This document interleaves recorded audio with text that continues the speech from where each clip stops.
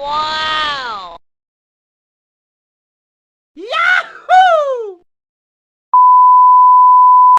At dito nga sa likod ng bahay, inuna ko na agad kumuha ng gulay. Dahil nga sa may tanim dito sa likod bahay, akin na nga binawasan, medyo makapal na rin kasi talbos. Pagkayari ko manalbos, eto, hinugasan ko munang mabuti para talagang malinis. Nung makita ko nga isda, nilagyan ko ng sukat asin, buti na lang na dead na sila. At eto na nga mga kaputik, di ko na pinakita. Bali yan na nga pala nalinisan ko isda para sa aromatics, lalagyan natin sampalok, saka siling green. Saka napakaraming luya. Sa paglilinis nga ng isda na yan, dyan sa part nga na yan, dyan daw nakalagay yung lansa, kaya naman aking inalis. Masarap nga rin sa aga nitong African yung inihaw, yung talagang nagmamantika. Kung mumihang over tayo na nga lang magsasabaw dyan. Habang nagpapainit tayo ng tubig, inumpisa na nga natin magpupuk ng napakaraming luya. Sinunod na rin natin yung sibuyas, talaga naman napakabisa ng sabaw neto pag gaganito. Syempre, hindi na natin pwedeng pagtagalayin, lagyan na natin yung luya sa sibuyas.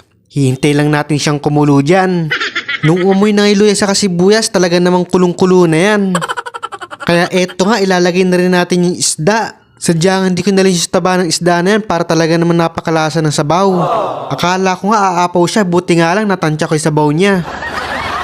At isasabay na rin natin yung pakuluan ng sampalok para tamang-tama pagkakulo niya. Pipis-pisin na lang natin. At kung umabot ka sa part ng video nito, paki-comment naman kung anong luto para sa inyo ganito. Mahilig kasi ko na magluto ng malatsamba. Paki-comment kaputik kung sinampalukan, sinigang o pinangat. Pagkatapos ko markaduhan lahat, syempre lalagay na natin last event. Bali yan nga lang pala gulay natin, yan lang kasi alam ko ilagay dyan.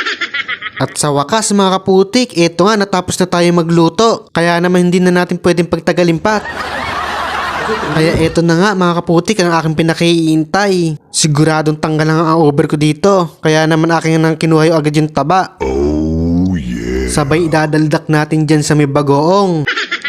First bite. Thank you Lord. At kung napanood mo nga ang video na to kaputik, sasabihin ko nga sa'yo na try mo magluto ng ganito.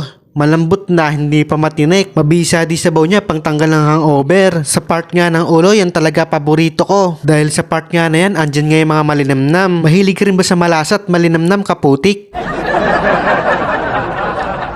Kaya mga kaputik, hanggang dito na lang. Hanggang sa muli. Thank you for watching. God bless.